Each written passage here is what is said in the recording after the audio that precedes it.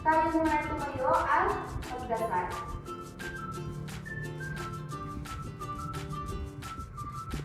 Dear of God, never let me as well.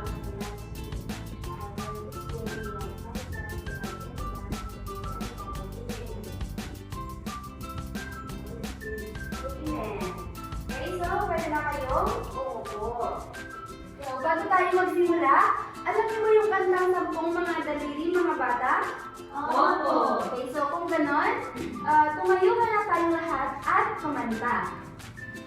Okay, so sasabihin natin itong video. So, ready na ba kayo? Opo.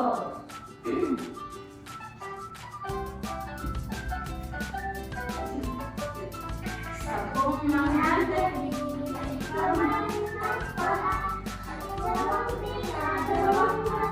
ilong na maganda, malinis na ngipin na sarap kumain.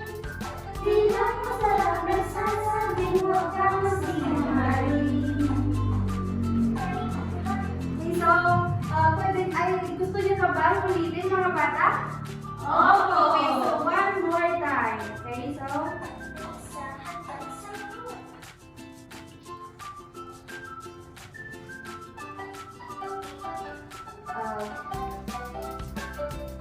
Sampung mga daliri, kamay at paa, dalawang tinga, dalawang mata, ilong na maganda, malinis na ngipin, masarap kumain, bilang masarap nagsasabing huwag kang masinungaling. Okay, so base sa ating minanta, ano ang masasabi nyo or ano sa tingin nyo ang ating pag-aaralan ngayon? Jessa?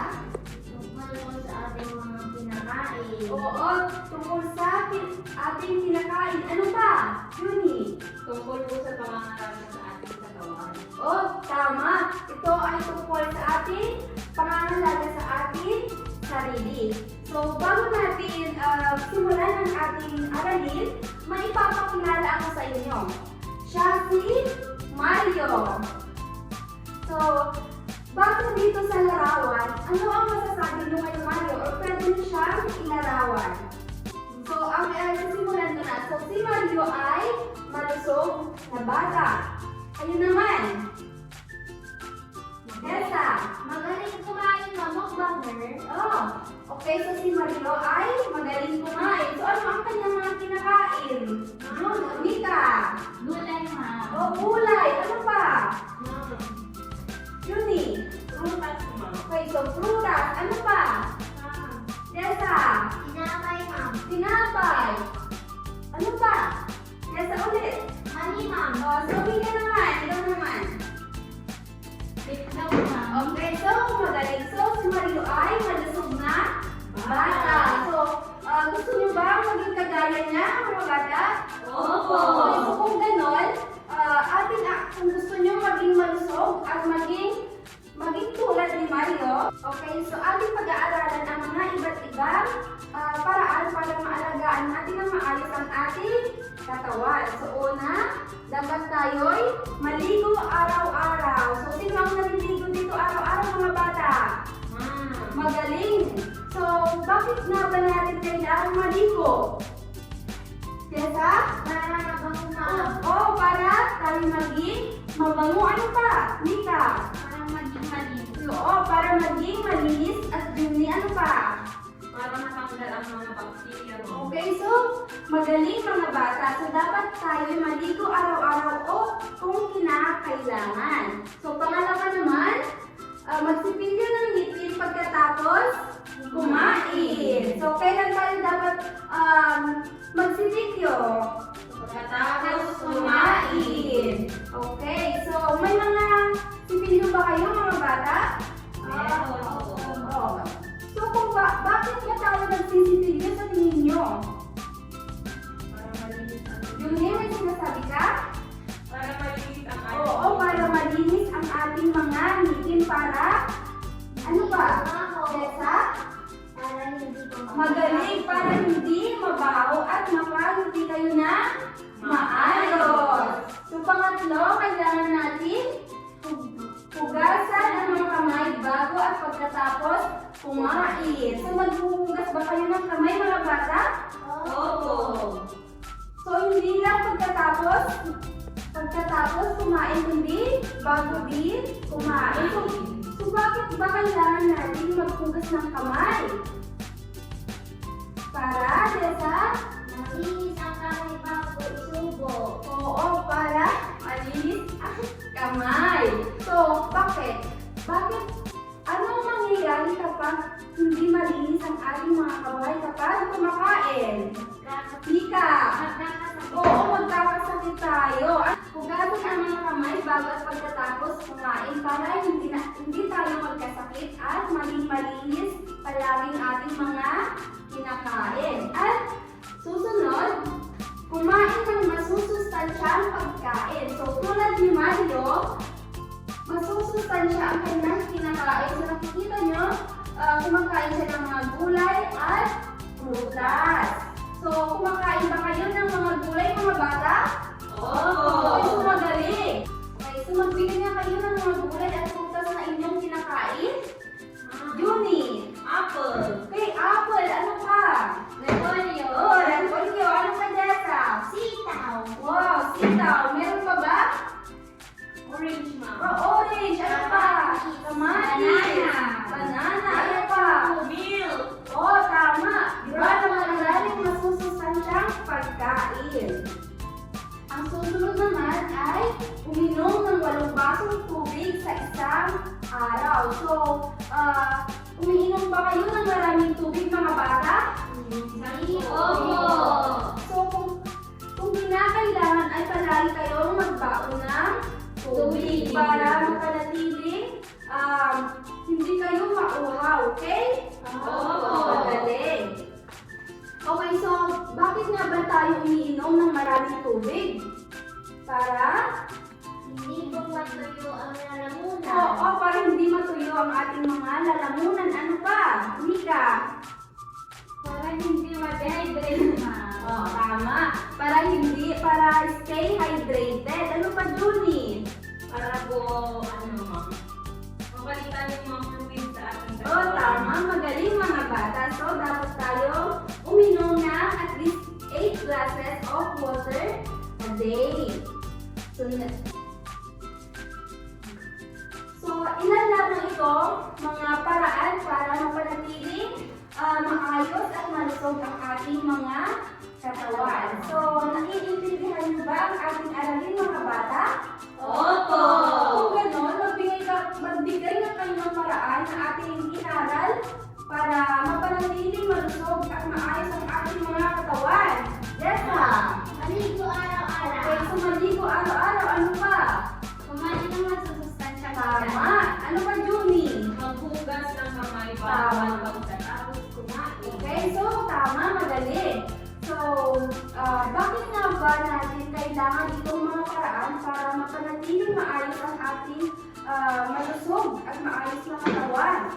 Ano sa tingin nyo? Kung pumapasok kayo, ano yung mga magagandang itudulot nito sa inyo? Junie? Tayo po yung magiging malusog. Tama, tayo ay magiging malusog. Mika? Para maging aktibo sa klase. Tama, para maging aktibo kasi kapag maayos at malinis tayo, magiging active tayo sa klase. Ano pa, Desa? Maging komportable po. Komportable, magaling, mga bata. So, para mas maintindihan niyo pa ng maiging ating aralin, may ihanda akong laro. So, ang laro ito ay tinatawag natin Dice with Me. So, ano ang ating gagawin? Una, dapat kailangan niyong ihagis ng katamtaman lamang ang dice para makakuha ng numero na may katumbas na mensahe. At ang mensahe na iyon ay ang mensahe na iyon ay iyong gagawin dito sa harapan. May iba't iba tayo ang mga kalamitan dito sa harap na inyong gagamitin. So, ready na ba kayo, mga bata? Opo. Okay, so bago natin simulan, ano dapat ang ating gagawin?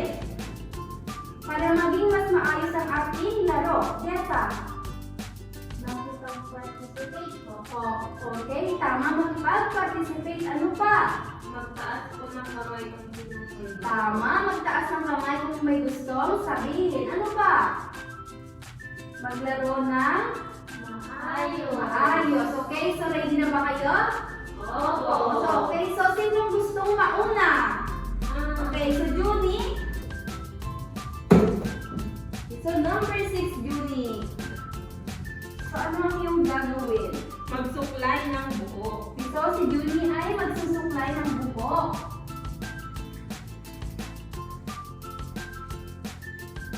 Okay, so sino ang susunod?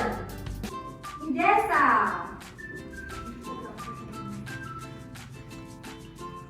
Yan. So number 3, si Jessa ay nakakuha ng number 3. So ano ang gagawin, Jessa? Maghugas ng kamay. Okay, so maghugas ng kamay. So meron tayo dito tubig. So si Jessa ay ipapakita kung paano maghugas ng kamay. So si Jessa, simulan mo na.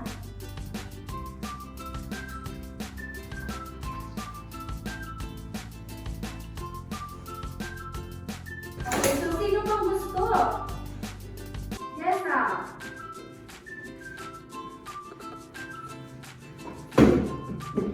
So number 4. So si Jessa ay ipapakita kung ano ang kanyang gagawin. Magsibilyo ng ngipin. Okay, so magsipilyo ng ngipin. May anong tawag dito mga bata? Toothbrush. Si Jessa ay ipapakita kung paano magsipilyo ng ngipin. Okay, so palakpakan natin mga bata. So, naiintindihan niyo ba ng maayos ang ating aralin mga bata? Opo. Magaling. So, ano ang mga ba ulit yung mga paraan na dapat nating gawin para maging maayos at malinis ang ating katawan? Una, dumilid. Maligo araw-araw. Okay, so dapat tayo maligo araw-araw para maging mabango at malinis. Ano pa, Mika? Kumain ng masusustansyang pagkain. Tama, dapat tayo kumain ng masusustansyang gulay tulad ng prutas at gulay. Ano pa, Jessa? Uminom ng walang basong tubig sa isang araw. Tama, dapat tayo'y uminom ng 8 basong tubig sa isang araw. Ano pa? Meron pa ba? So, ano, Jessa? Maligo araw-araw. Okay, so, maligo araw-araw tulad ng sabi ni Junilyn. So, dapat natin sundin ang mga ito para maging maalagaan natin ng maayos ang ating sarili. So, kung ganon, para malaman kung talaga bang naintindihan nyo ang ating aralin, may inihanda akong aktibidad para sa inyo. Okay, so, ang gagawin nyo dito ay dapat nyo i-match ang hanay A sa hanay B. So, for example, yung suklay ay ginagamit para sa buhok. Guhitan nyo lamang papunta sa hanay B. So, handa na ba kayo mga bata? Opo. Okay, so, bibigyan ko kayo ng 5 minuto para sagutin ito. Para sa inyong takdang aralin, kayo ay magpili ng isang paraan para maalagaan ang ating sarili. At ano ang yung gagawin? Ito ay i-video nyo ng 1 or 2 minuto. So, naintindihan nyo ba mga bata? Opo. Okay, so kung ganon, maraming salamat at pwede na tayong umuwi. Bye, ma'am. Maraming salamat! Thank you, ma'am.